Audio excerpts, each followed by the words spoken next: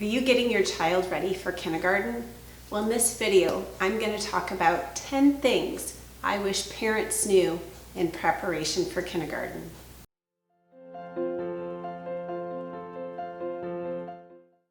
I'm Tiffany Bakke of The Self-Motivated Child, and I have been an early childhood teacher for many years.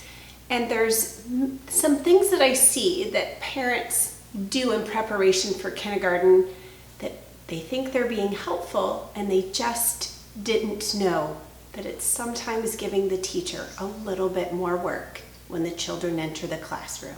Number one, you want your child writing their name when they come into the classroom. But the problem is when parents are teaching their children how to write their name, they're teaching their children to write their name in all capital letters. And we just don't see that in everyday print.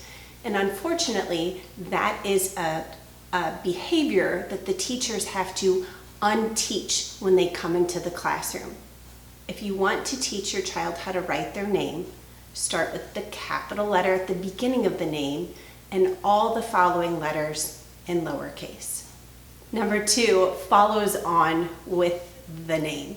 When you are teaching handwriting of the name, make sure you're teaching the correct formation of those lowercase letters. Print goes top down. It is only with cursive that you start from the bottom up. So if you are wanting to do cursive and you're going to present that to your child, absolutely start from the bottom and those letters will form going bottom up. But with many letters with print, unless it's a circular letter, you're starting at the top and going down. And even with the circular letters, you're starting at the top and curving down.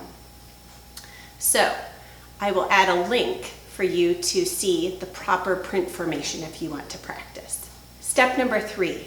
Now this is actually something that's more Montessori than traditional ed, but I think this applies for traditional education as well. Parents teach children the letter names. And so when they come into the classroom and we're teaching the letter sounds, they're often confusing the sound with the name. So if you want to practice the sounds with your child and you're pointing to the letter, make the sound only. They will learn the name at school, the name of the letter, so teach the common sound that you often hear. So A, you would say A. And you also want to make sure that you're not adding extra sounds to it. For example, B, you wouldn't say B, you'd say B. So that just beginning sound of that letter. Step number 4 is counting on your fingers. Unfortunately, what I see with teachers sometimes when they're teaching the numbers is they're forgetting that basic skill that we're teaching. We're teaching children to identify what the printed numeral looks like, but then we're teaching the child to identify quantity, how much that number represents. And it's hard to do when it's fingers. Instead, I would use concrete objects like little marbles or pom-poms. And so as a child is counting, they're physically moving. So they're practicing that one-to-one counting. Then they're seeing the quantity as the whole, and you can put the printed numeral next to it. But counting on the fingers, counting on, or using the fingers for addition, well, they're gonna run out of fingers. So using concrete objects that they're moving is the skill to use, or the thing to use first until your child gets to abstraction. Step number 5, if you're going to put your child in shoes that need to be tied, make sure they know how to tie their shoes. There are many times that children come to school and they're constantly needing to retie their shoes. This is a good time to practice before they go to school. If you're not doing shoe tying and it's Velcro or just elastic, still make sure your child knows how to take their shoes on and off themselves. This goes along with dressing themselves. Your child is going into kindergarten. They need to be able to get themselves dressed. Step number 6 is also with dressing oneself. Have your child practice being able to zip up their coat. That's another thing. As it gets to fall and winter, children have a difficult time. And sometimes the bulkiness of heavy coats are difficult, so your child will need practice. In the classroom, often a teacher is dealing with 20-odd children, and trying to zip up everyone's coat is taking away from that outside time. Step number 7, read to your child every night. They can pick up so much with language when you read to them.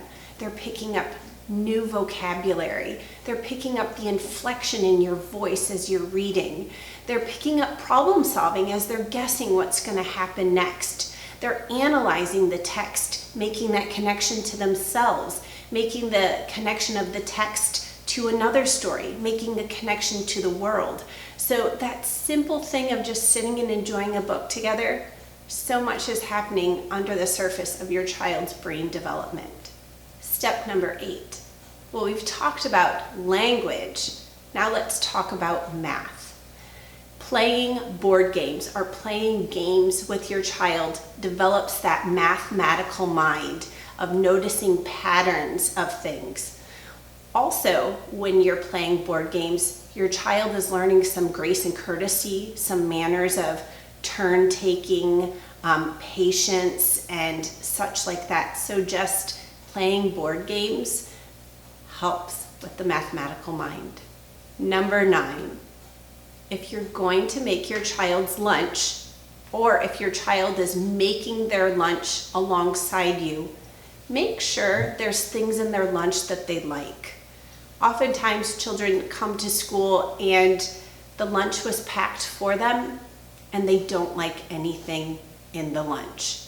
So if you don't have a microwave at your school or you can't provide warmed up food and your child was always eating warmed up food at home, start transitioning before school starts of different types of packed lunches your child enjoys eating so they're ready for school and they eat at lunch. And step number 10, your child needs plenty of rest. Yes, this one is very obvious, but children need 10, 12 hours of sleep a night. And when they're coming to kindergarten, often this is the first time that they are at school all day long. And their brain is taking in so much and they are tired at the end of the day. So make sure they're getting plenty of rest in the evening so their brain is ready for school in the morning. Be sure to look in the description for links of some of the things I've included. If you like what you have seen so far, be sure to subscribe to my channel. In the meantime, follow me on Facebook at Tiffany Bakke.